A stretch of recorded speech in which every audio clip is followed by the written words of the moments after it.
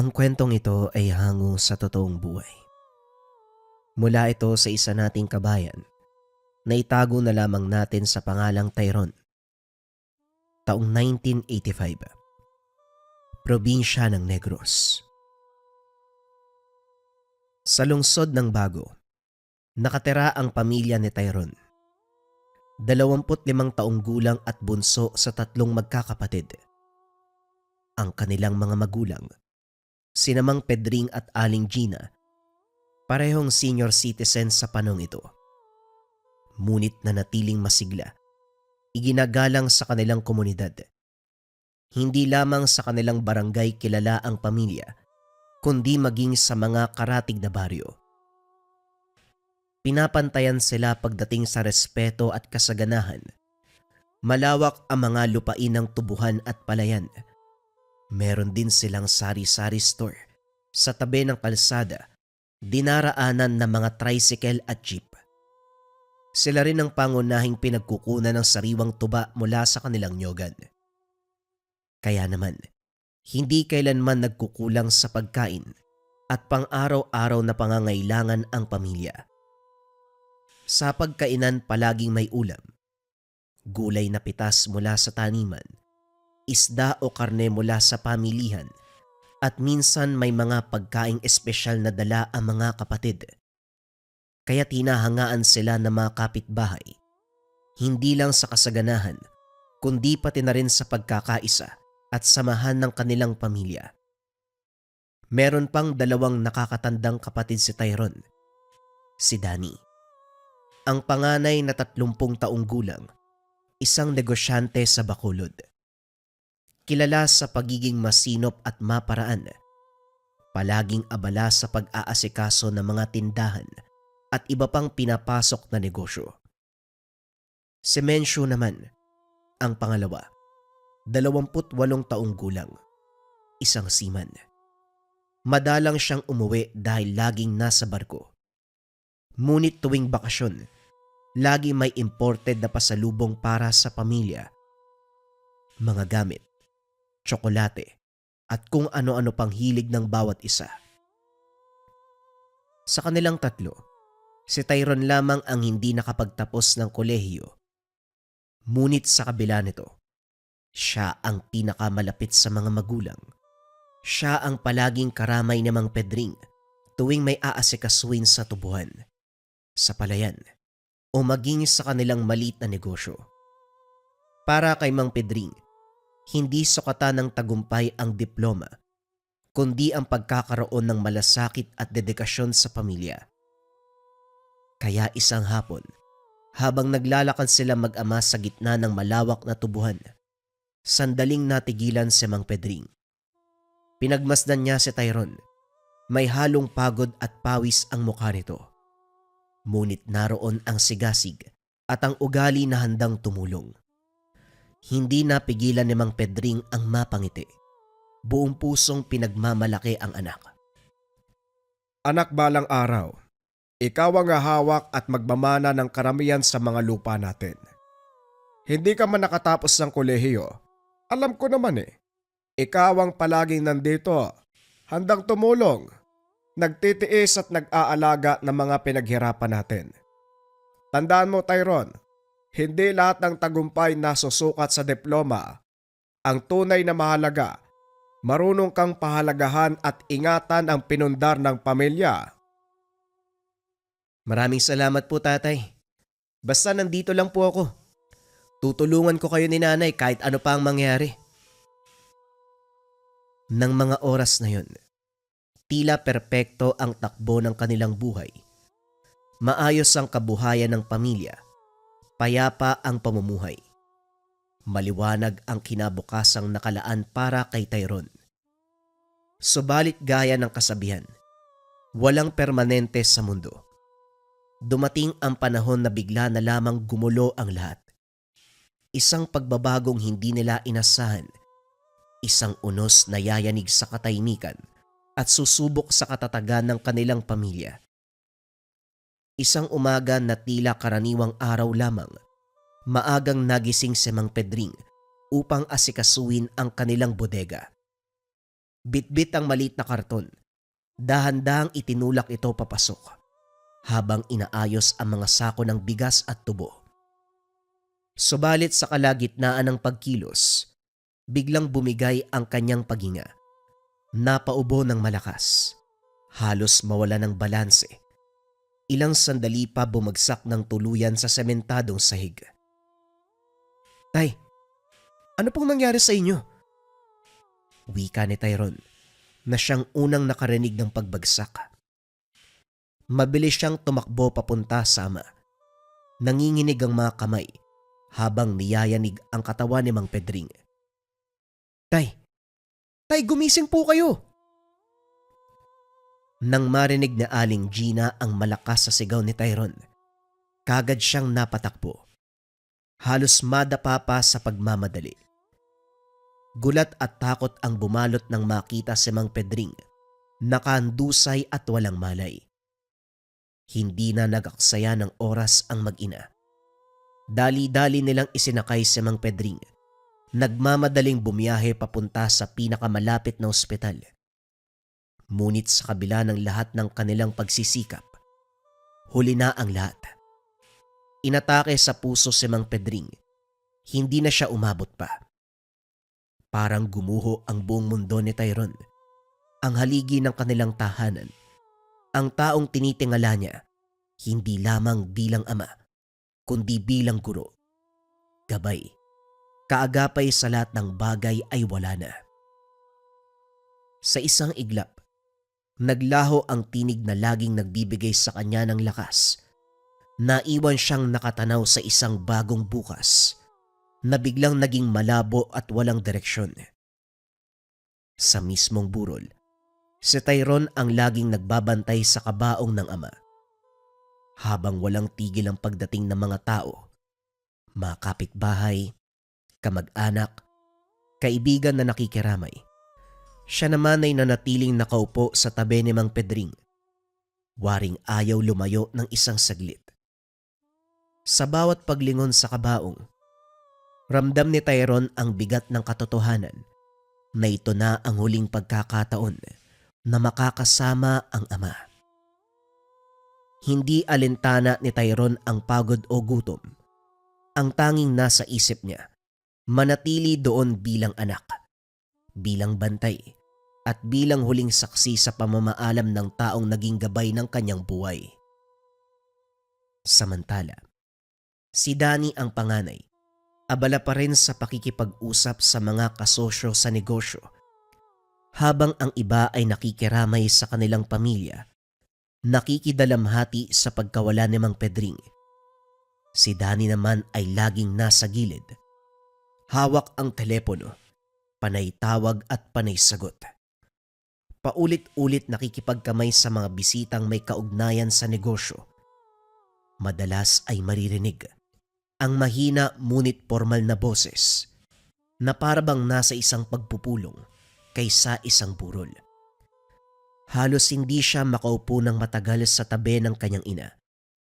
Sa halip na damayan si Aling Gina sa lungkot, mas pinili niyang ituon ang oras sa mga plano at kasunduan para sa negosyo, mga naiwang lupa. Minsan, mahahagip ng tingin ni Tyrone ang kanyang kuya. Seryosong nakikipag-usap.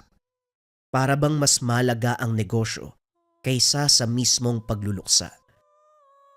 Si Mencio naman ay hindi kagad nakauwi dahil nasa gitna pa ng biyahe sa dagat. Sa kabila ng matinding pagnanais na makasama ang pamilya sa oras ng pagluluksa, nagawa na lamang niyang tumawag mula sa barko. Sa kabilang linya ng telepono, ramdam ang bigat ng kanyang tinig habang nakikiramay at nangungumusta sa pamilya. Habang naglalamay, napahawak si Aling Gina sa kamay ni Tyrone. Luwaan, nangangatog ang boses. "Anak, ikaw ang palagi naming kasama ng tatay mo. Hindi ko alam kung paano tayo nito. Wala na ang tatay mo. Yung mga kuya mo may kanya-kanyang mundo na." "Huwag po kayo mag-alala, Nay. Habang nabubuhay ako, hindi ko kayo iiwan. Ako na pong bahala sa lahat." Ngunit ang mga pangako, ang mga salita, mas lalo pang naging mabigat dahil sa sumunod na pagsubok. Makalipas ang ilang buwan mula nang pumanaw si Mang Pedring, tila hindi pa rin nakakaahon sa dalamhati ang pamilya. At sa gitna ng pagbangon, isa na namang mabigat na pagsubok ang dumating. Nagsimula lamang ito kay Aling Gina, mga atake ng matinding hika. Nung una iniisip ni Tyrone na marahil dala lamang ng pagod at lungkot. Subalit sa paglipas ng mga linggo ay lalo itong lumala. Unti-unting nanghina ang katawan ng kanilang ina. Ang dating masigla at masiyahing haligi ng tahanan, naging sakitin. Madalas ay nakaiga na lamang sa kama at sa gabi hirap na hirap sa paghinga. Nilalabanan ang bawat pag-atake ng sakit. Para kay Tyrone, napakasakit makita ang pagbabagong ito. Sa bawat hinga ng ina na tila may kasamang pighati. Pakiramdam niya, unti-unti ring dinudurog ang kanyang puso. Doon na nagsimulang lumitaw ang tunay na kulay ng magkakapatid. Si Danny ay mas naging abala sa negosyo. Bihira na lamang kung umuwi.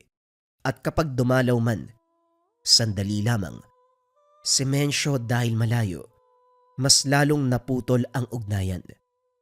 Hindi na rin siya madalas makapagpadala ng pera, kung minsan puro pangako na lamang ang natitira. Samantalang si Tyrone, ang naiwan upang akuin ang lahat ng pagbabantay sa lupain, ang pamamalakad ng sari-sari store, at higit sa lahat, ang pag-aalaga sa kanilang ina na unti-unting kinukupkop ng karamdaman. Sa bawat gabing naririnig niya ang hingal at pag-ubo ni Aling Gina, lalong sumisikip ang dibdib ni Tyrone. Ngunit sa kabila ng lahat, nanatiling matatag si Tyrone kahit siya mismo ay nagdurusa sa pakiramdam na tanging siya na lamang ang natitirang tunay na kasama ng ina. Bago pa man tuluyang lumala ang sakit ni Aling Gina, nagpasya siyang ayusin ang pamana. Ayaw niyang dumating na sa oras na siya ay mamaalam. Mag-aaway pa ang mga anak dahil sa mga lupa't negosyo na pinaghirapan nilang mag-asawa. Kaya't isang hapon, pinatawag niya si Danny at si Tyrone sa kanilang bahay. Dahil si Mencio ay nakasakay pa sa barko, hindi makauwi. Tinawagan na lamang sa pamamagitan ng telepono. Sa kabilang linya, narinig nila ang mahinang ugong ng dagat at ingay ng makina ng barko. Habang si Mencio'y pilit na nakikinig sa bawat salitang sinasabi ng ina. Mahina na ang tinig ni Aling Gina, ngunit pinilit niyang maging malinaw ang pasya. Danny, ikaw ang panganay. Ikaw ang marunong sa negosyo. Kaya't ang malaking bahagi ng ating tindahan at lupain sa bayan, sa'yo'y papasa. Sana'y pangalagaan mo at mapalago, gaya ng palagi mong ginagawa. Bagyang tumango si Danny. Makikita ang ligaya sa muka. Mencio anak, alam kong palagi kang nasa laot. Hindi ko man alam kung hanggang kailan ka magiging seaman, pero nais kong meron kang mapagkunan kahit malayo ka.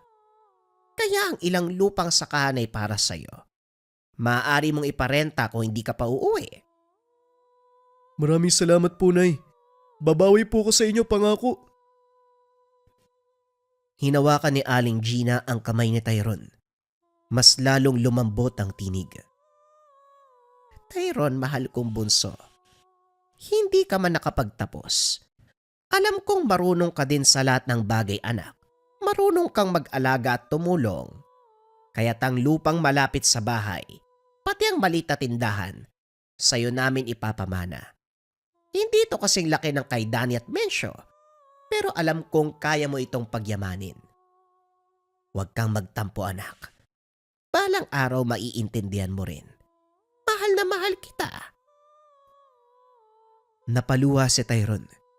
Hindi ang laki ng lupa o negosyo ang nasa isip niya, kundi ang pag-aalala sa ina. Nay, wala naman akong kailangan sa mga yan eh.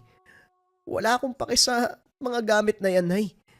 Kahit maliit lang yan, sapat na sa akin. Ang mahalaga, kasama ko kayo eh. Hanggat kasama ko kayo, Nay, mayaman ako. Nagpatuloy ang katahimikan sa silid. Habang sa kabilang linya, nanahimik si Mencio. Si Danny naman, abala sa pag-iisip kung paanong papalaguin ang bahaging iyon ng negosyo. Para kay Aling Gina, magaan ang kanyang loob dahil napamahagi niya ang kanilang pinaghirapan. Makalipas ang 1 taon, tuluyang pumanaw si Aling Gina. Nagbago ang takbo ng buhay ng 3 magkakapatid. Si Danny, dahil sa talino at galing sa larangan ng negosyo ay lalo pang yumaman. Marami siyang naging kasosyong mga incheck na tumulong na palakihin ang kanyang kapital. Mula sa maliit na tindahan na pamana ng kanilang mga magulang, nakapagpatayo siya ng malalaking bodega, sariling truck line para sa kalakal at ilang paupahan sa bayan. Ngunit kasabay ng pag-angat ng yaman, unti-unti ding lumaki ang kanyang ulo. Ang dating simpleng kapatid na maaasahan, napalitan ng taong abala lamang sa negosyo, nakikipag-ugnayan sa mga may kaya. Habang dumarami ang ari-arian, tila naman nababawasan ang oras at malasakit sa sariling pamilya. Si Mencio bilang seaman, nakapag-ipon din ng malaking halaga mula sa matagal ng paninilbihan sa dagat. Gayunpaman, bihira siyang makasama ng pamilya sapagkat madalas nasa biyahe. At kapag umuuwi naman, ilang buwan lamang ang tinatagal bago muling sumampa sa barko. Ang lupang pinamana sa kanya ay hindi direktang naaasikaso ni Mencio. Sa halip, ipinaarendo niya ito sa mga magsasaka upang may patuloy na kita kahit wala siya. Para kay Mencio, sapat na ito upang mapanatili ang ari-arian ng iniwang mga magulang kahit pa hindi ito mabantayan ng personal. Samantala, si Tyrone lamang ang naiwan sa baryo dahil sa limitadong kaalaman tungkol sa negosyo at kakulangan sa pagkakataon. Hindi siya nakaangat kagaya ng mga kapatid. Nanatili siya sa lumang bahay na iniwan ng mga magulang at doon ay masinop niyang inalagaan ang maliit na lupang napunta sa kanya. Para kay Tyrone, sapat na ang payak na pamumuhay. Ang makita ang lupang minana ay patuloy na namumunga at ang bawat araw ay lumilipas ng may katahimikan. Ngunit sa mata ni Danny, ibang-iba ang kahulugan ng sapat. Isang hapon, nang dumalaw si Danny sa baryo, napansin niyang halos walang pagbabago sa buhay ng bunsong kapatid. Tyrone, kailan ka ba matututo? Hanggang diyan ka na lang ba sa maliit mong palayan? Ako tignan mo, may truck na, may tindahan sa bayan, may mga kasosyo pa. Kung sinunod mo lang ako dati, baka katulad mo rin ako ngayon. Naglalakad na parang hari. Hindi sa lahat ng bagay nasusukat ang pera, kuya. Oo, wala akong negosyo na kasing laki ng sayo. Hindi ako nagkaroon ng pagkakataong makaipon kagaya ni Mencio. Pero ang mahalaga, marangal ang aking pinagkakakitaan. Hindi ako nanlalamang ng iba. Hindi ako nagtataboy ng kapwa para lang kumita. Para sa akin, sapat nang mamuhay ng simple. Hindi ko kailangan ng malaking yaman para maramdaman na nagtagumpay ako. Ang totoo niyan, kuya, mas mahalaga sa akin ang alaala ni tatay at nanay. Mga aral kaysa sa lahat ng ari-ari ang hawak mo ngayon. Natawa si Danny, para bang walang halaga ang mga salitang iyon. Ngunit isang araw, natuklasan ni Tyrone ang isang bagay na nagpasiklab ng kanyang matinding sakit at galit. Dumating ang balita mula sa isang kakilala sa munisipyo. Si Danny mismo ang naglakad ng papeles para mapasa kanya ang lupang pinamana kay Tyrone. Pumunta si Danny roon, dala ang ilang dokumentong pineke upang baguhin ang titulo. Lahat ay nagagawa dahil sa pera. Nang kumpirmay nito ni Tyrone Halos gumuho ang kanyang mundo. Wala siyang sapat na pera at kaalaman upang lumaban. Ang tanging yaman na iniwan ng kanyang mga magulang, nais pang agawin ng sariling kapatid. Doon niya nadama ang sukdulang sakit, pait at galit. Hindi lamang dahil sa lupang inagaw, kundi dahil sa pagtatraidor mismo ng taong dapat ay kasama niya sa hirap at ginawa. Nang mabalitaan ni Mencio ang nangyari, tinawagan niya si Tyrone mula sa baryo. Gabi na mga oras na ito. Mahina ang linya. Nasa gitna pa ng dagat ang barko. Kuya, alam mo ba yung ginawa ni Kuya Danny? Pinipilit niyang kunin yung lupa ko, pati ba naman to agawin pa? Sandaling katahimikan ang narinig sa kabilang linya bago nagsalita si Mencio. Alam mo naman yang si Danny, negosyo yung palagi nasa isip eh. Huwag mo nang ipagpilitan, kung ako sa'yo hayaan mo na. Maliit lang naman yung lupa na yan. Hindi mo rin mapapalago, malay mo. Kapag napunta sa kanya, mapalago niya. Mas marami pa kayong mapakinabangan. Huwag mo nang gawing problema yan. Tyrone, mas marami pang bagay na kailangang asikasuhin maliban sa maliit na peraso ng lupa. Nabitawan ni Tyrone ang telepono. Hindi makapaniwala sa narinig. Pinilit huminahon. Muling kinausap ang kuya. Kuya, lupa to ni nanay at tatay. Ito na nga lang yung natira sa akin eh. Kung hahayaan ko, ano pang matitira sa pangalan ko? Sa alaala nila. Hindi ko alam, Tyrone, nasa barko ko. Malayo ko dyan. Hindi ako pwedeng mangialam sa gulo niyong dalawa. Basta pagdating ko, saka natin pag-usapan, pero ngayon, ikaw na muna ang bahala. Doon natapos ang pag-uusap ng dalawa. Naiwan si Tyrone na mas lalong nagdurugo ang damdamin. Para sa kanya, hindi lang si Danny ang lumayo, maging si Mencio, na noon ay kinakapitan niya ng pag-asa. Tila wala na ring malasakit. Sa halip na makaramdam ng suporta, mas lalo niyang naramdaman na mag-isa lang siya. Sa gabing yun, habang nakatanaw sa lupang nais agawin ng kapatid, naramdaman ni Tyrone ang bigat ng katotohanan. Wala siyang kakampi. Dahil sa kawalan ng pag-asa, napilitan si Tyrone na humingi ng tulong sa isang kaibigang nagngangalang Marlon. Doon niya nailabas ang lahat ng sakit at hinanakit. Kung paanong unti-unti siyang inalisan ng karapatan sa lupa. Kung paanong inagaw ng sariling kapatid ang lahat ng minana niya sa mga magulang. At kung paanong wala siyang laban dahil sa kawalan ng pera at impluensya, lalong-lalo na ng talino. Nanginginig ang boses si Tyrone habang nagsasalita at halos mabasag sa galit at sama ng loob ang bawat salita. Pilit niyang pinigilan ang mga luha, ngunit dumadaloy pa rin ito kasabay ng pagkuyom ng mga kamao. Tahimik lamang na nakikinig si Marlon, nakakunot ang noo. Hawak-hawak ang sigarilyo na unti-unti nang nauupos. Hindi siya sumabat kahit isang salita.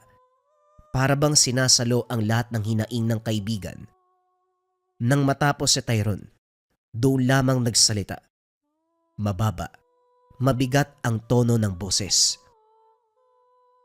Pre, mabigat at mahirap talaga ang sitwasyon mo. Kung tutusin, hindi ka mananalo dyan kung pera at impluensya ang pag-uusapan. Hawak ni Danny ang lahat ng yon. Pero may ibang paraan. Hindi ko alam kung maniniwala ka. Pero ito lang ang natitirang daan para makabawi ka sa kanya. Ha? Anong ibig mong sabihin, pare? Kanina sa palengke, may narinig akong chismis eh. Mga matatanda, yung tungkol sa barang. Barang? Yung kulam? Pre, wag mo namang gawing biro yan. Hindi ako naniniwala sa ganyan. Hindi ako nagbibiro, Tyrone. May nagsabi meron daw matandang mambabarang sa kabilang sityo. Marami na siyang napahamak. Mga negosyanteng yumayabang. Mga taong nananakit ng kapwa. Lahat binabarang niya. Isa-isang binabagsak. Pare, hindi ko alam kung matatawa ba ako o matatakot sa sinasabi mo eh. Barang, talaga bang gaganti ako sa ganung paraan? Paano kung bumalik sa akin yung sumpa? Hindi yan pare, hindi simpleng sumpa yun, barang yun. Kapag tinamaan ka, mahirap nang makawala. Kaya nga ingat ka. Hindi ko sinasabing gawin mo. Pero kung talagang desperado ka at gusto mong ipadama kay Danny na hindi lahat ng bagay hawak niya, baka yun lang ang tanging paraan. Pero tandaan mo pare, may kabayaran nito sa uli. Matapos ang usapan nila ni Marlon, hindi mapakali si Tyrone. Magdamag siyang nag-isip. Balisa, naglalakad sa bakuran at paulit-ulit na bumabalik sa isipan ang sinabi ng kaibigan. Barang, sumpa, ganti. Bulong sa sarili habang nakatitig sa lumang larawan ng kanilang pamilya na nakasabit sa dingding. Sa tuwing nakikita niya ang muka ng yumaong mga magulang, bumabalik ang kirot, ang alaala ng pangako nito na siya ang magpapatuloy ng pamana. Ngunit ngayon, ramdam niya na unti-unting nauupos ang lahat dahil sa kasamaan ni Danny. Teka, kung ano-ano yung iniisip ko hindi tama to. Baka bumalik sa akin kapag ginawa ko yung sumpa eh. Ilang araw ang lumipas. Lalo lamang siyang naiipit. Ang mga tao sa baryo ay kumakampi sa nakakaangat niyang kapatid. Hanggang isang gabi, matapos siyang pagalitan at pagtawanan muli ni Danny sa harap ng ibang kamag-anak, tuluyan ng bumigay si Tyrone. Kung hindi ako maririnig ng hustisya, gagawa ako ng sarili kong paraan.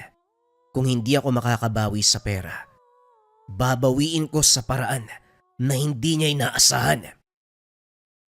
Ito ang gabing napagpasya niyang sundan ang mga binitiwang salita ni Marlon. Kinabukasan, bitbit ang kaba at depresyon. Naglakad si Tyrone patungo sa kabilang sitio. Doon nakatira ang matandang babae na matagal nang pinag-uusapan ng mga tao. Isang matanda na bihira lamang makita. Habang papalapit, ramdam niya ang malamig na hangin na parang bumabalot sa kanya. At ang tahimik na paligid, wari nagbabadya ng panganib. Ang kubo ng matanda ay halos natatakpan ng matatangkad na damo. Nakatayo sa gilid ng kakahuyan at sa bawat takbang, lalo siyang kinikilabutan. Ngunit na naigang kanyang hangarin na makaganti. Huminga siya ng malalim, kumatok sa pintuan ng kubo. Narinig niya ang basag na tinig mula sa loob. Alam ko kung bakit ka nandito. Pumasok ka. Doon nagsimula ang kanyang pagpasok sa mundo na hindi niya na mababalikan. Agad siyang sinalubong ng kakaibang amoy, samot-saring halaman. Ang ilaw ng gasera ang tanging liwanag sa loob, kaya't ang bawat sulok ng maliit na kubo, animoy nilalamon ng dilim. Sa isang sulok may mga bote ng insekto, alopihan, gagamba, mga kuliglig na parang buhay pa.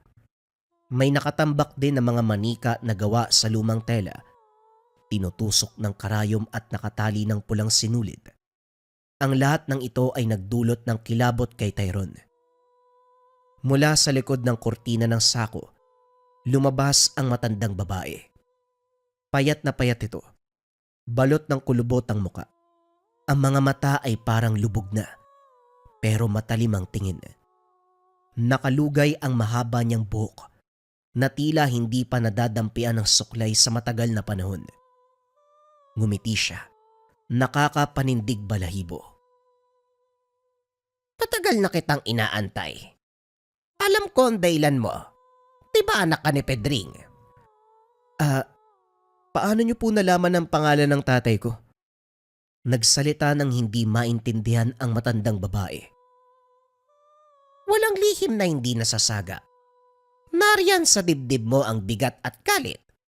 Dala-dala mo ang iyong hinanakit. Sabihin mo, kanino mo gustong ibaling ang iyong puot? Sandaling natahimik si Tyrone. Nanginginig ang kamay. nag-aalangan na magsalita. Ngunit nang pumikit siya, muling sumagi sa isip niya ang pagmamalupit ni Danny, ang pangaagaw ng lupain, ang pagyurak sa alaala ng kanilang mga magulang. Ang kuya ko pong si Danny, siya ang gusto ko magdusa. Ngumisi ang matanda, sabay abot ng maliit na sisidlan na may lamang pulang pulbos at buhok na wari sa tao. Kung yan ang nais mo, sundan mo ang aking ituturo. Ngunit tandaan mo ang daang tatahakin mo ay hindi na mababalikan pa. Kapag nagsimula ka, may kapalit ang lahat. Naramdaman ni Tyrone ang malamig na hangin na dumampi sa kanyang balat at sa kaloob-looban. Alam niyang binuksan niya na ang pinto patungo sa isang madilim na hindi lubos maisip. Pinaupo ng matanda si Tyrone sa gitna ng sahig, sa loob ng bilog na nakapinta gamit ang itim na uling. Sa paligid nito, nakapwesto ang mga itim at pulang kandila at kapag kinukumpas ng matandang babae ang kamay, lalong tumataas ang tensyon sa buong lugar. Sa harap niya inilatag ng matanda ang isang manika na yari sa telang kupas. May nakatali dito na pula at itim na sinulid. Dahan-dahan niyang inilabas mula sa isang lumang sisidlan ang pulang pulbos, ang isang maliit na bungkos ng buhok. Ito ang hibla ng pagkatao ng iyong kapatid. Sa oras na isama ito sa ritual, mararamdaman niya ang bawat sumpa at paghihirap na tatahakin ng kanyang katawan. Walang ligtas, walang takas.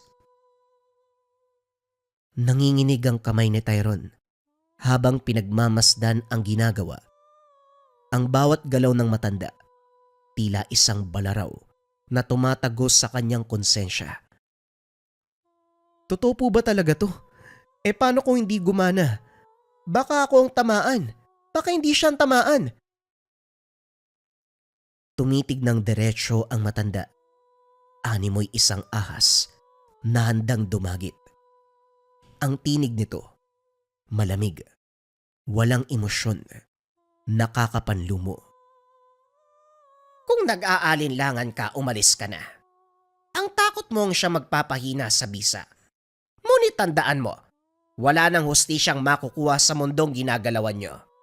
Kung nais mong gumante, kailangan mong lunukin ang sariling takot. Magpalamon ka sa iyong galit. Isa lang ang tiyak. Kapag ito'y nag-ugat, hindi na siya makakatakas kailanman. Hindi sumagot si Tyrone. Sa halip napakuyom siya ng kamo. Pilit pinigilan ang luha. Ang katahimikan niya ang naging kasunduan. Tumango siya bilang tanda ng pagsang-ayon. Isang pagbibenta ng kaluluwa. Ngumisi ang matanda. Isang mapanglaw na ngiti na hindi umabot sa mga mata. Sinimulan ang orasyon. Habang inuusal ang mga salita na hindi maintindihan, tila mga lagaslas ng tubig sa sementeryo, dahan-dahang ipinahid ang pulbos sa mukha ng manika at saka itinusok ang buhok sa ulo nito na parang karayom sa unan. Kasunod, kinuha niya ang isang maliit, maitim na alupian mula sa isang garapon. Dahan-dahan itong inilagay sa dibdib ng manika bago tinalian ng sinulid na pula. Tinatakan ang sentro ng kaparusahan. Nang sandaling iyon, biglang bumulusok ang lamig sa loob ng kubo. Para bang may butas na nagbukas sa ilalim ng lupa kahit sarado ang lahat ng bintana. Naramdaman ni Tyrone ang bigat na dumagan sa dibdib at ang buhok sa kanyang batok. Tumindig ng maramdaman ang malamig na hininga na dumaan sa kanyang likuran. Tapos na. Simula sa paglubog ng araw na ito, bawat hininga ng iyong kapatid ay magiging pag-aalinlangan. Bawat gabing lilipas, unti-unting mararamdaman ang sakit na ikaw ang nag-utos. Ito ang hatol na hindi na mababawi. Napatingin si Tyrone sa manika. Ang manikang may alupian. At doon niya naramdaman ang halo ng lumbay at paglaya. Takot. Dahil batid niya, nakapasok na siya sa mundong madilim. Hindi na siya simpleng tao. Kaginhawaan dahil sa isip niya, may hustisya na sa wakas. Kahit na ito ay nabahira ng dugo at sumpa. Matapos ang ritual, inuwi ni Tyrone ang isang mabigat na katahimikan sa sarili. Kahit pa ang matanda, nagsabing tapos na ang proseso. Hindi niya maiwasang kabahan at magduda. Buong magdamag, hindi nakatulog si Tyrone. Paikot-ikot sa higaan. Hinahabol ng tanong kung may mangyayari nga ba o baka nabiktima lang siya ng isang mapait na panlilinlang. Kinabukasan, isang balita ang kumalat sa baryo na parang mabilis na lason. Si Danny, na noon ay nasa bayan para ayusin ang negosyo, bigla na lang nawala sa wisyo. Ayon sa kanyang mga tauhan, habang nakikipag-usap sa mga kasosyo, bigla na lamang itong napahawak sa tiyan na parang inaararo. Napaluhod. Nagsuka ng itim na dugo. Ang buong akala ng mga tao ay inaatake ng matinding sakit. Ngunit nang dinala sa ospital, ang mga doktor ay blanko. Walang makitang malinaw na sani. Wari may puwersang hindi maipaliwanag ang nagpapahirap sa kanyang laman. Samantala sa bahay, natigilan si Tyrone nang marinig ang balita mula sa isang kapitbahay na nagmamadaling dumaan. Nabalita mo na ba? Si Danny, halos mamatay na kanina ang sabi ng doktor. Namutla ang mukha ni Tyrone. Biglang bumalik sa isipan niya ang eksenang pinahid ng matanda ang pulang pulbos sa manika at ang itim na alupihan sa dibdib nito. Diyos ko, totoo nga, nagsimula na ang sumpa. Imbis na lungkot ang maramdaman, may kasamang makamandag na katarungan ang humagod sa dibdib. Parang sa unang pagkakataon, nakikita ni Tyrone na bumabagsak ang kapatid na minsang itinuring na makapangyarihan at hindi matitinag. Subalit sa gabing yun, habang nakaiga siya, hindi mapalagay. Ang payapa ng gabi ay napalitan ng katakot-takot na mga ingay. Naririnig niya sa labas ng bintana ang tila pagaspas ng malalaking pakpak ng mga insekto. May mga sunod-sunod na yabag na parang gumagapang sa labas ng kanyang silid. Ang ingay na wari may ritmo, parang may nagbabantay. Nang sumilip siya, walang tao o hayop. Ngunit ramdam niya ang matinding lamig na pumapasok sa loob ng kanyang silid na parang may dumaan na hindi nakikita. Sa gitna ng panginginig, bumalik sa isip ni Tyrone ang babala ng matanda. Ngunit ngayon, parang narinig niya ito sa kanyang tenga. Malapit at nagbabalat kayo. Kapag ito'y sinimulan mo, anak, hindi lang siya ang tatamaan. Ang sumpa ay tulay. May kapalit ang lahat. Wika ng boses sa kanyang isipan. Napalunok si Tyrone. Napakapit ng maigpit sa dibdib. Sa mismong lugar kung saan inilagay ng matanda ang alupian sa manika, hindi niya alam kung masaya ba siya sa epektong ganti o nagsisimula na siyang mangamba sa sariling kaluluwa na tila unti-unti nang kinukuha bilang bayad. Ang hustisya ay natamo, ngunit ang kapayapaan ay tuluyan ding nawala. Lumipas ang ilang araw matapos ang unang pagsuka ng dugo ni Danny. Sa una, akala ng lahat karaniwang karamdaman lamang ito. Isang epekto dahil sa matinding pagtatrabaho. Ngunit habang tumatagal, lalong lumalalim ang hiwaga sa kanyang kondisyon.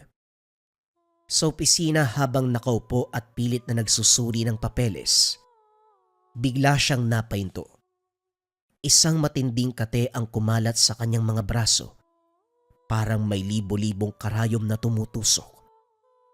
Nang tignan ng balat, nanlaki mga mata ni Danny. May maliliit, itim na insekto ang gumagapang, naglalakbay sa ilalim mismo ng kanyang balat. Parang mga ugat na gumagalaw. Diyos ko, ano ba to? Ano ba nangyayari sa akin? Hinampas niya ng paulit-ulit ang sariling balat. Pilit na pinipisa ang mga insektong tanging siya lang ang nakakakita. Hindi ito nasisilayan ng mga tauhan niya. Sir, ayos ka lang ba? Wala naman kami nakikita eh. Baka pagod lang kayo. Wala kayong nakikita. Naririnig ko nga yung gapang nila oh. Naririnig ko, nasa laman ko. Muli siyang dinala sa ospital. Kaso nga lang, ang mga pagsusuri ay malinis at perpekto. Walang makitang palatandaan ng karamdaman. Tila ang sakit ay nasa isang dimensyon na tanging si Danny lamang ang nakakaranas. Samantala sa baryo, nababalot ng kumukulong kaba si Tyrone.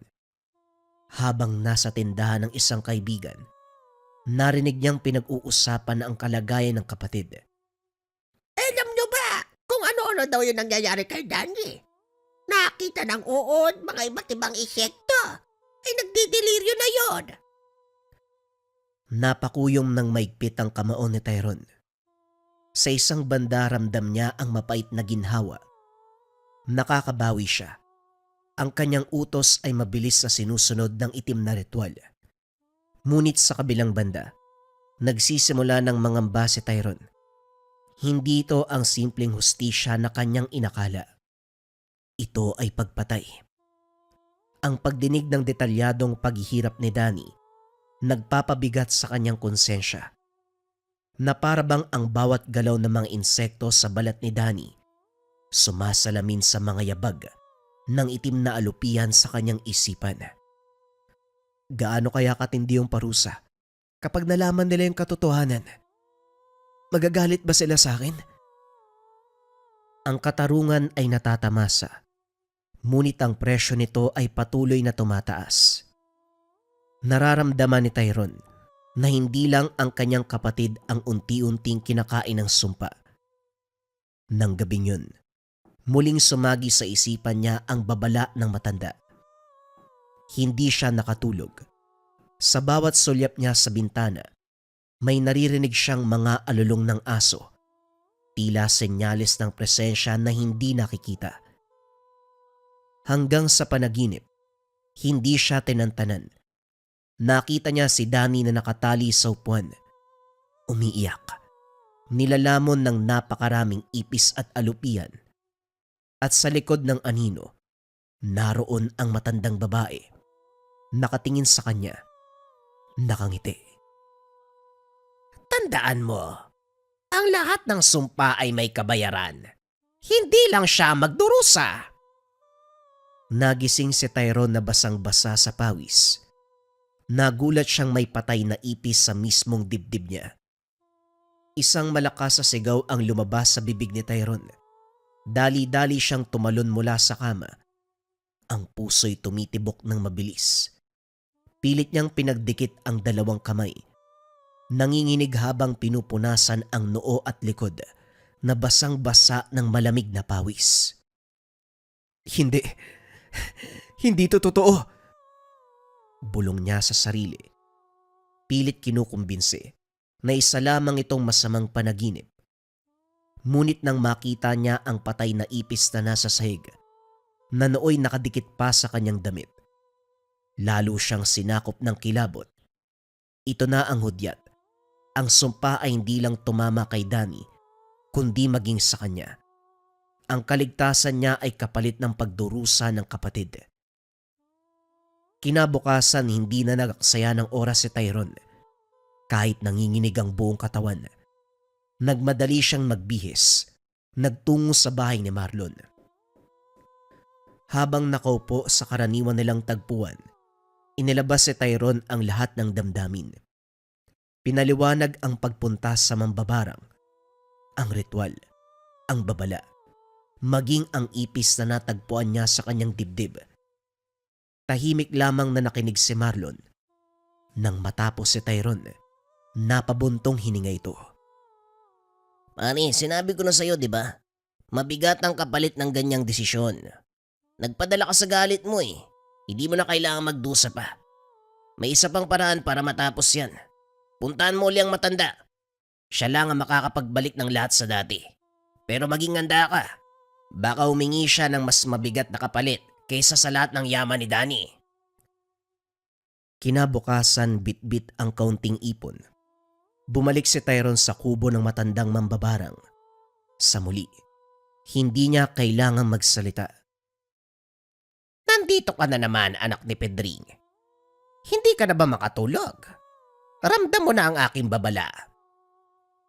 Pakiusap po, itigil mo na. Hindi ko na kaya eh. Nais ko nang bawiin ang sumpa. Kunin mo ang lahat ng ari-arian ko. Kahit yung lupa, kahit ang buhay ko, ibibigay ko. Basta wag lang si Kuya Danny. Ang ganti ay hindi tulad ng isang bagay na binibili. Merong 3 kondisyon na kailangan para mapalaya ang iyong kapatid at mailigtas ang sarili mo. Una, kailangan kong makita ang tunay na pagsisisi sa iyong puso. Pangalawa, kailangan mong makahanap ng isang peraso ng damit ni Danny na hindi pa nalalabhan simula nang mangyari ang sumpa. Pangatlo, kailangan mong harapin si Danny at humingi ng kapatawaran. Kailangan mo itong gawin ng buong puso. Sabihin sa akin ang kanyang tugon. Kaagad tumungo si Tyrone sa bahay ni Danny na ngayon ay halos hindi na lumalabas. Natagpuan niya ang kapatid na nakaiga sa kama. Sobrang payat. May mga pasa sa balat dahil sa paulit-ulit na pagkalmot. Nakita ni Tyrone ang matinding sakit sa mata ng kuya. Isang sakit na siya ang may gawa. Hindi nagtagal, nakahanap si Tyrone ng maruming t-shirt. Bit-bit ang damit. Umupo sa tabi ng kuya. Kuya, patawarin mo ako. Ha? Patawarin saan? Sa lahat ng sama ng loob, galit sa panghusga. Hindi ko man maipaliwanag sa ngayon pero patawarin mo ko, kuya. Tinignan siya ni Danny. Namumugto ang mata. Hindi ko maintindihan, Tyrone. Ako may kasalanan sa'yo. Ako ang humahabol sa kayamanan. Kung may dapat magpatawad ako dapat ang humingi nun. Kahit ganito ang kalagayan ko, gusto ko malaman mo. Pinapatawad na kita, bunso. Kahit kailan, hindi ako nagtanim ng galit sa'yo. Sabi mo nga, mas mahalaga ang pamilya kaysa sa ibang bagay. Sa mga salitang iyon, naramdaman ni Tyrone ang malaking bigat na inalis sa kanyang dibdib. Pumatak ang luha, hindi dahil sa takot, kundi dahil sa tunay na pagsisisi at pagmamahal sa kapatid. Pagbalik ni Tyrone sa kubo ng matandang babae, dinala niya ang gamit ni Danny. Pinaliwanag ang kanilang usapan. Sapat na, Tyrone. Nakita ko ang katapatan. Ang tunay na kapatawaran ng pinakamabisang pananggalang laban sa itim na salamangka. Kinuha ng matanda ang t-shirt at ang manika. Sa huling orasyon, pinunit niya ang manika. Ang alupihan na nakatali dito, binalik sa garapon. Pagkatapos binalot niya ang natirang peraso ng manika at iba pang gamit sa t-shirt. Ibalik mo ito sa bahay ng iyong kapatid. Ilagay mo sa isang lugar na hindi niya makikita. Sa loob ng 3 araw gagaling siya. Pero tandaan mo, Tyrone, ang sumpa ay hindi tuluyang mawawala. Nakatago lang yan. Nag-aantay. Kapag muling umiral ang kasakiman ni Danny o umiral ang galit sa puso mo, babalik ang sumpa. Ang katahimikan at pagmamahalan ang tanging panangganyo. Lumipas ang 3 araw. Tuluyan ng gumaling si Danny. Hindi niya maalala ang nangyari. Ang tanging nasa isip niya, pagod at stress sa negosyo. Ngunit ang pag-uusap nila ni Tyrone ay nanatili sa puso. Dahil sa matinding pagsubok, nagpa siya si Danny na magbago. Ipinamahagi niya ang ilan sa mga lupain na tindahan. Nagkaroon siya ng mas maraming oras sa pamilya. Nakita niya ang tunay na halaga sa mga salita ni Tyrone. Hindi sukatan ng tagumpay ang diploma o yaman, kundi ang malasakit at dedikasyon sa pamilya. Ibinigay niya kay Tyrone ang isa sa mga titulo ng lupain na tinangka niyang kunin bilang tanda ng taos-pusong pagsisisi. Maging si Mencio ng makauwi, nagulat sa pagbabago ng mga kapatid.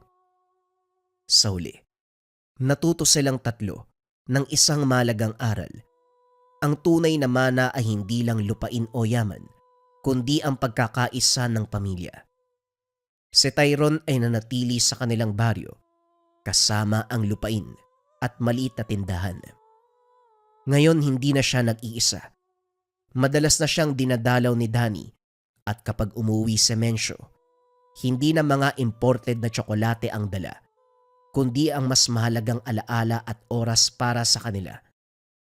Sa bawat sulap niya sa bahay ng kanilang magulang at sa bawat ngiti ng mga kapatid, nakita niya ang liwanag ng pagmamahalan, mas makapangyarihan kaysa sa anumang sumpa o barang. Kaya naman sa isipan ni Tyrone, tunay bang masama ang mambabarang o ito ay nagdala pa ng kabutihan? Kundi dahil sa pinamalas niyang lakas, hindi magkakayos ang pamilya, hindi matututo ang magkakapatid. Kaya ang tanong niya para sa ating mga kabayan, sa palagay ninyo, masama ba ang matandang mambabarang o hindi? Naway ibahagi niyo mga kabayan sa ating comment section ang sagot. Maligaya naming babasahin yan. Maraming salamat.